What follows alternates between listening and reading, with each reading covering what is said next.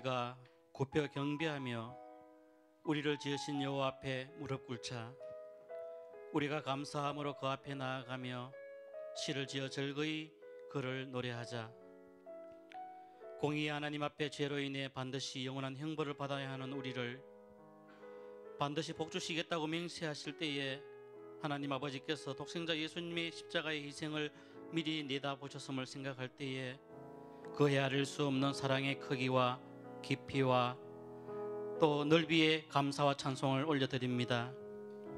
예배 가운데 성령 하나님께서 함께하여 주옵시고 우리를 말씀으로 위로하여 주옵시고 우리가 마음을 새롭게 하며 이 땅에서 복음의 빛을 발하며 살아가는 자녀의 삶을 살게 하여 주시옵소서.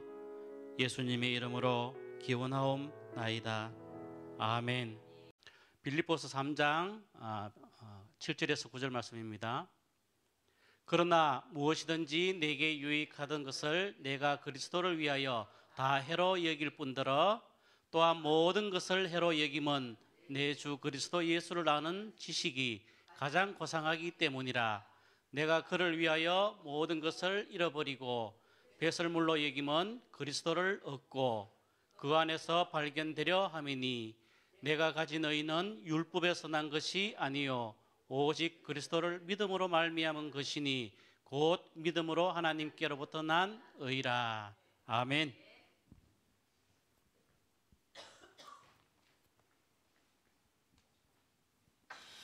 할렐루야. 하나님께서 오늘 아침에도 여러분을 바라보시고 심히 기뻐하시고 특별히 준비한 여호와 이레의 응답과 여러분이 풀지 못했던 고민거리들을 풀어주시고 특별히 영육간에 복을 주시는 복된 사건이 일어나시기를 주님의 이름으로 축복합니다. 며느리가 병원에서 시어머니 간병을 하게 되었습니다. 이 며느리는 매일 아침에 일어나면은 시어머니의 소변을 받아서 간호사에게 갖다 주는 그런 일을 했습니다. 그런데 어느 날 소변을 받아 가지고 가다가 그만 컵을 놓쳐서 엎질고 말았어요. 그래서 얼떨결에 할 수 없다 자기 소변을 받아다가 간호사에게 갖다 주었습니다. 그리고 2시간이 지났는데 의사가 아주 놀라면서 병실로 찾아왔어요. 할머니 기적이 일어났습니다.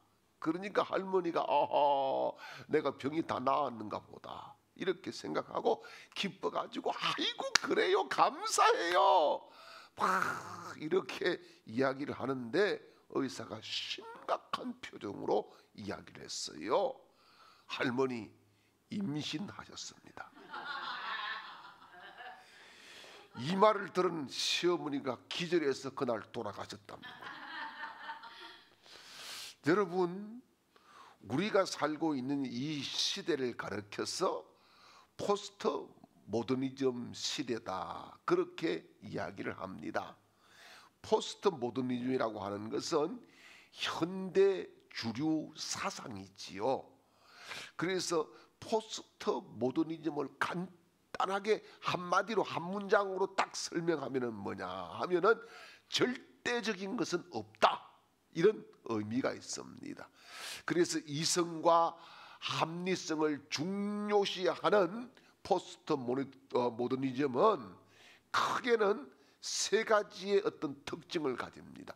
첫 번째는 세상에 정답이 없다. 두 번째는 모든 것은 다 상대적이다. 세 번째는 나에게 진리인 것만 믿을 수 있다라고 하는 것입니다. 그래서 여기에서 나온 것이 상대주의 또 다원주의, 주관주의 이런 특징들을 가지고 있는 것입니다. 이런 현상은 포스트 모더니즘의 세계관으로 만들어진 우리가 듣는 음악이나 보는 영화나 생활 방식 속에서 아주 다 저변에 깔려 있습니다. 그래서 하나님의 자녀에게 이 포스트 모더니즘이 문제가 되는 이유는 하나님의 말씀도 절대적일 수 없고, 예수 그리스도의 십자가 사건도 절대적일 수 없고, 구원을 얻는 유일한 길이 예수인 것도 절대적일 수 없다라고 하는 결론을 낼 수 있기 때문인 것입니다. 그래서 포스트 모더니즘은 첫째는 하나님의 절대성을 부인합니다. 두 번째는 교회의 정통성을 부인합니다. 세 번째는 진리를 상대화시켜버립니다. 그래서 지금도 사탄은 하나님의 말씀을 상대적으로 받아들이게 만들고 있다고 하는 거지요. 그 단적인 예가 크게는 두 가지입니다. 첫째는 자유주의 신학자들입니다. 이들은 하나님의 말씀을 절대적으로는 보지 않아요. 신학을 했지만은 상대적으로 봅니다. 상대적으로 보기 때문에 하나님의 말씀이 절대적이지 않고, 하나님의 말씀은 다른 경전과 비교해서 봤을 때에 그저 조금 나은 수준 정도로 이렇게 이야기를 하는 사람들도 있습니다. 그 다음에 또 한 가지는 우리가 흔히 이야기하는 다원주의입니다. 하나님의 절대성을 부인하니까 누구도 어떤 신도 온갖 잡신들도 다 구원의 길이 열려 있다. 이게 다원주의입니다. 불교에도 길이 열려 있고, 유교에도 길이 열려 있고, 도교에도 길이 열려 있고, 무슬림에도 길이 열려 있고, 다 구원의 길이 열려 있고, 종교는 하나다. 이게 다원주의라고 하는 것이지요. 오늘날 교회 강단에도 피 묻은 예수님의 십자가의 복음이 사라지고 윤리적인 도덕적인 말씀들이 상당히 인기를 얻고 있습니다. 뿐만 아니라 인문학적인 요소들을 잘 요리를 해가지고 전하는 설교가 상당히 매력적이다라고 사람들은 생각을 합니다. 이런 시대적인 상황 속에 저와 여러분은 하나님의 절대성을 믿는 사람인 줄 믿으시길 바랍니다. 예수님이 보이는 하나님으로 오신 나의 그리스도요, 구세주요, 메시아로 받아들이고 믿는, 고백하는 사람인 줄 믿습니다. 그러면은 여러분, 예수 그리스도가 나의 구주가 돼서 내 안에 예수님이 오시면은 어떤 모습이 나타날까요? 오늘 본문은 그것을 말씀합니다. 첫 번째는 가치관이 바뀌는 줄 믿으시길 바랍니다. 그래서 오늘 7절 말씀을 보지요. 그러나 무엇이든지 내게 유익하던 것을 내가 그리스도를 위하여 다 해로 여길 뿐더러. 아멘. 여기 보니까 바울은 예수 믿기 전에 세상의 가치관, 이것을 엄청나게 소중하게 얘기했어요. 자기의 의와 자기의 혈통, 자기의 학식, 이것들을 굉장히 계급장처럼 달고 다니면서 자랑했어요.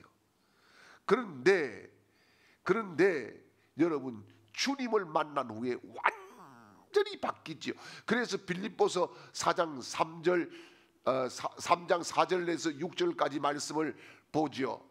그러나 나도 육체로 신뢰할 만하며 만일 누구든지 다른 이가 육체를 신뢰할 것이 있는 줄로 생각하면 나는 더욱 그러하니, 나는 8일 만에 할례를 받고 이스라엘 족속이요 베냐민 지파요 히브리인 중에 히브리인이요 율법으로는 바리새인이요 열심으로는 교회를 박해하고 율법의 의로 흠이 없는 자라. 아멘. 여러분, 이 말이 뭔 말입니까? 바울 자신이 나는 유대교의 엘리트였어요, 이런 이야기를 하고 있습니다. 그는 날 때부터 로마의 시민권을 가지고 있을 정도로 가문이 굉장히 좋았습니다. 뿐만 아니라 그는 굉장한 지혜가 있었고 지식을 배웠는데, 특별히 이 당시에 세계 최고의 석학이라고 하는 가말리엘 문화에 아주 수제로 공부를 했던 사람입니다. 그리고 자기가 이야기하듯이 율법으로는 흠이 없었다. 유대교에 충성을 하면서 교회를 핍박하는 일에 앞장섰다. 그는 철저히 뭡니까? 보이는 것을 중요시하면서 살아갔던 사람이다. 그런 말씀입니다. 그런데 이런 자기의 자랑, 자기의 배경 이런 것들을 다메섹 도상에서 예수 그리스도를 만난 이후에 다 버렸다. 다 버렸다라고 이야기합니다. 이게 뭐예요? 가치관이 완전히 뒤바뀌었다. 그런 말씀인 것이지요. 여러분, 그리스도를 믿고 보니 자신이 자랑했던 거 이게 의미가 없더라는 거예요. 아무것도 아니더라는 거예요. 그래서 뭐라 그럽니까? 자기가 가진 모든 것들을 배설물로 여겼다. 그렇게 이야기하지 않습니까? 그런데 여러분, 우리는 어때요? 바울이 버린 똥덩어리 같은 것을 얻기 위해서 지금도 막 수고하고 애쓰고 안타까워하고 막 처절하게 노력하고 피신하게 막 전투하고 그렇게 살고 있지는 않습니까? 여러분, 우리가 예수를 믿고 나서 나의 가치관이 바뀌어야 됩니다.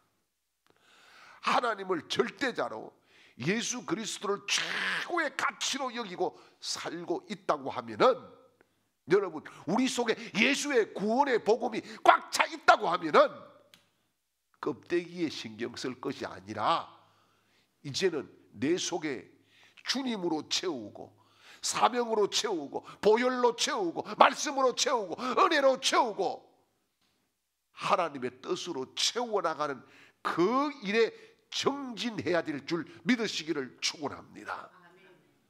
미국의 어떤 한 여인이 백화점을 경영하는 사장에게 결혼을 했어요. 엄청난 부자인데 어느 날 이 백화점을 경영하는 사장이 자기 아내를 데리고 백화점에 갔어요. 가가지고 여보, 여기에 있는 물건 중에 당신이 가지고 싶은 거 다 가지세요. 이렇게 이야기를 했어요. 뭐든지 다 주겠어요. 내가 사랑하는 여인인데 뭘 못 주겠냐고. 그랬더니 이 성숙한 아내가 이렇게 이야기했습니다. 나는 당신을 얻은 것으로 족합니다. 당신만 얻고 있으면 백화점이 내 것인데 뭘 내가 상품을 이것저것 골라가겠습니까? 이런 이야기를 했다는 겁니다. 여러분, 그렇습니다. 예수 그리스도를 얻고 나면은 온 천하가 하나님의 것이고 나의 것이 되고 하나님이 내게 주시는 선물이 될 줄 믿으시기를 축원합니다. 예수 그리스도를 발견한 사람은 천국 복락을 가지고 살아가는 거지요. 그러므로 그 어떤 것들을 우리가 상실해도 예수 그리스도만 소유하면은 우리의 삶의 우선순위가 예수가 되고 그 예수가 된 주님께서 우리의 삶을 복되게 이끌어 가시고 또한 하나님 앞에 쓰임받는 인생으로 만들어 가실 줄 믿으시기를 축원합니다. 우리가 찬송가에 고백을 하잖아요. 주 예수보다 귀한 것은 없다고. 정말 여러분, 주 예수보다 나에게 귀한 것이 없는 그런 인생을 제가 살고 여러분이 살 때에 하나님이 영광을 받으시고 우리 일생을 책임지시고 가문 천대의 복을 주실 줄 믿으시기를 축복합니다. 그리고 두 번째는 여러분, 예수 그리스도를 나의 구주로 고백하면은 가장 고상한 지식을 알게 된다고 말씀합니다. 8절 말씀을 보지요. 또한 모든 것을 해로 여기면 내 주 그리스도 예수를 아는 지식이 가장 고상하기 때문이라 내가 그를 위하여 모든 것을 잃어버리고 배설물로 여기면 그리스도를 얻고, 아멘. 여러분, 예수 그리스도를 얻고 나면은 모든 것을 다 배설물로 여길 수 있다. 이게 뭡니까? 가장 고상한 지식을 얻었기 때문이다. 그런 말씀이죠.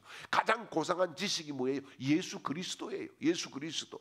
그래서 예수 그리스도를 고상한 지식이라고 우리가 받아들이면은 예수를 안다는 것은 곧 뭐예요? 생명을 안다는 것이고 어떻게 하면은 사망의 길에서 떠나서 생명의 길로 갈 수 있는가 하는 것을 밝히 안다는 말씀인 것입니다.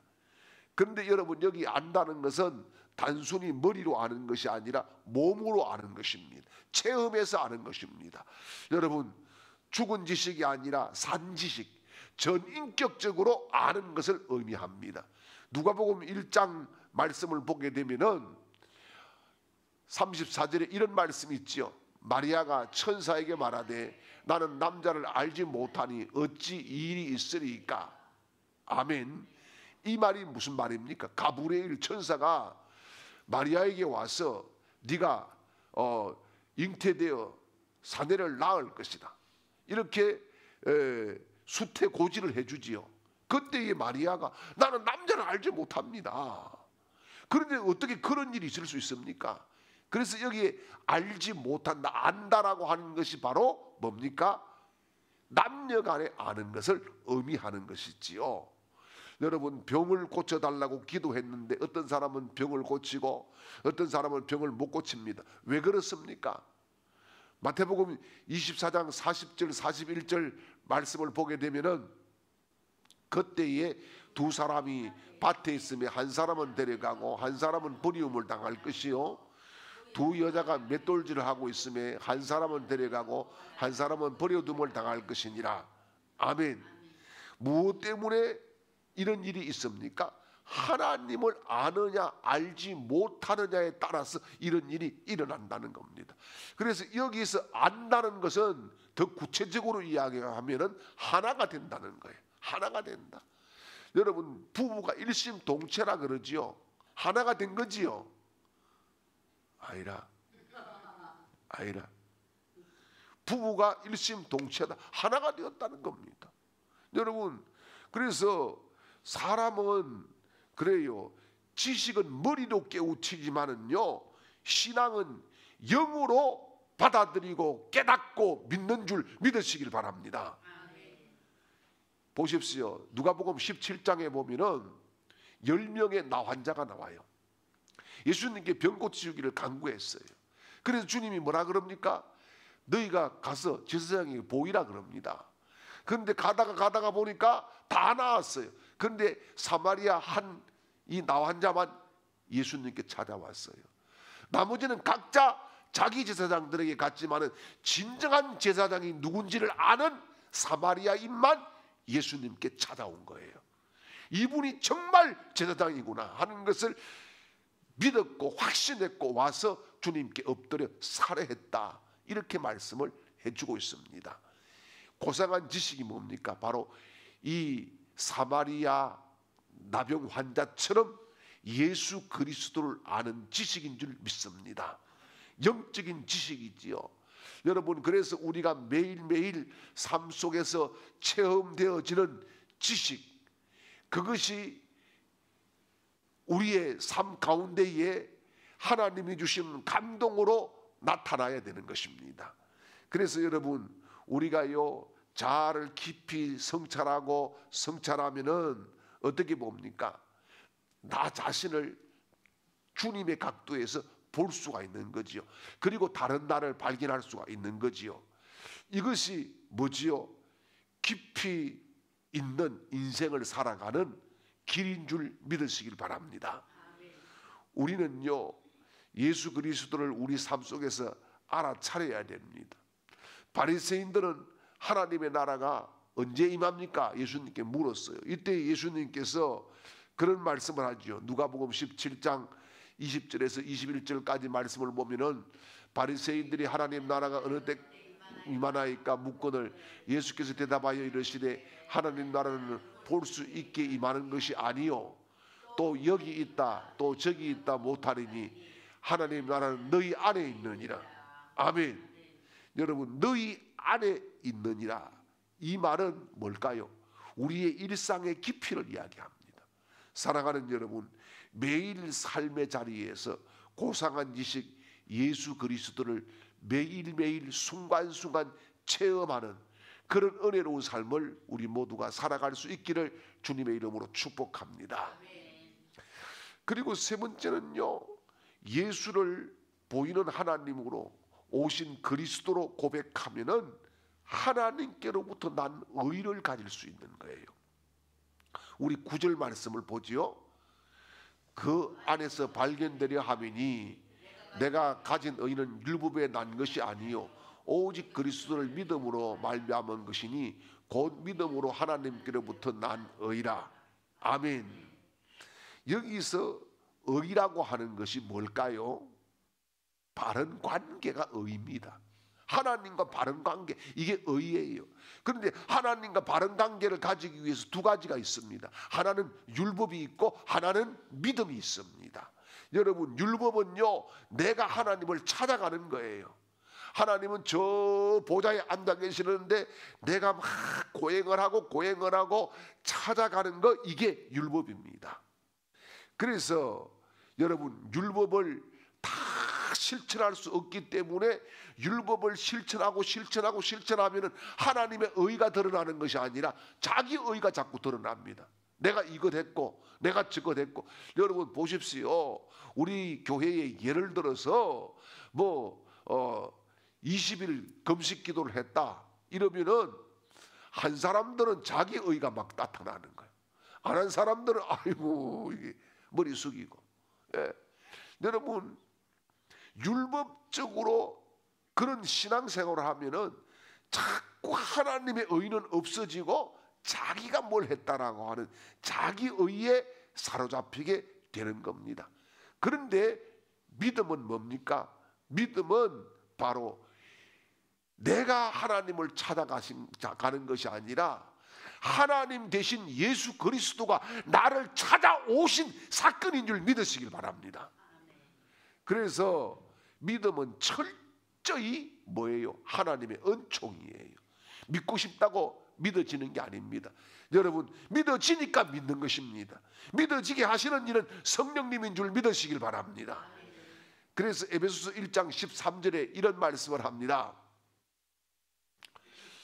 표준 성경을 보게 되면은 여러분도 그리스도 안에서 진리의 말씀 곧 여러분을 구원하는 복음을 듣고 그리스도를 믿었으므로 약속하신 성령의 인치심을 받았습니다. 이런 이야기를 합니다. 성령의 인치심이 있어야 된다, 이 말씀인 거지요. 그래서 믿는 우리는 하나님께로부터 난 의를 갖게 되는 것입니다. 사랑하는 여러분, 그래서 여러분, 하나님을 아는 지식이 있는 사람은 네 가지 특징이 있어요. 첫 번째는 하나님을 위한 엄청난 열정이 우리 속에서 일어나야 될 줄 믿습니다. 열정이 막 생겨나야 되는 거예요. 이게 뭐예요? 하나님을 아는 지식, 정말 그 고상한 지식, 예수 그리스도가 나와 함께 한다는 확신, 이것 때문에 우리 속에서 엄청난 영적인 이 열정이 솟아나야 된다는 거예요. 두 번째는 하나님에 대한 위대한 생각이 있다는 것입니다. 하나님을 생각할 때에 여러분, 우리의 검심, 염려, 모든 자랑, 모든 것을 정말 바울처럼 배설물로 여길 수 있는 그런 결단이 있다는 말씀입니다. 그리고 세 번째는 하나님을 위한 담대한 행동이 있다는 겁니다. 여러분, 머리로 알고 있고 머리로 기도해야지, 머리로 찬양해야지, 머리로 전도해야지, 이게 아니라 담대하게 담력 있게 뛰쳐나가서 행동으로 믿음의 삶을 살고 삶으로 하나님 앞에 영광 돌리는 제사자가 된다는 말씀인 것입니다. 그 다음에 네 번째는 하나님 안에서 커다란 만족을 얻는다는 것입니다. 여러분, 이것이 바로 하나님의 의를 소유한 사람의 특징인 줄 믿으시기를 축원합니다.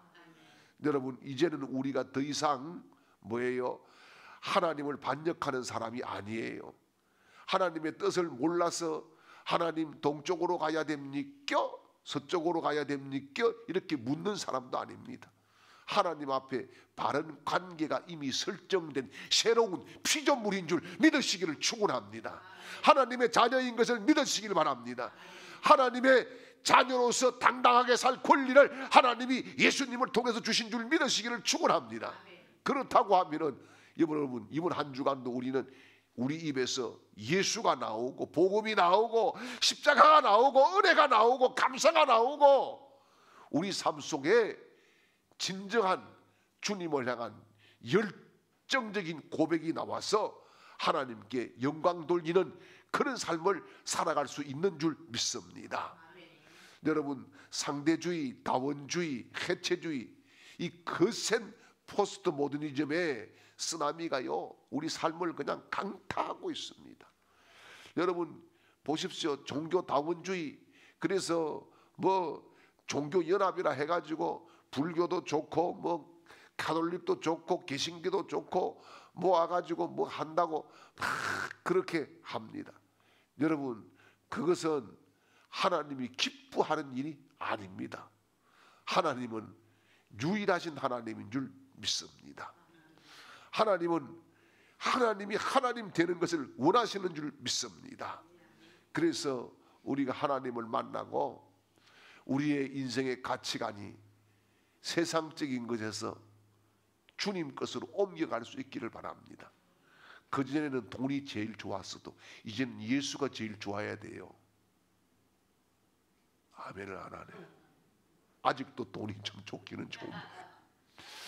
여러분 그전에는 내 자랑이 앞섰어도 이제는 예수 자랑이 앞서야 돼요.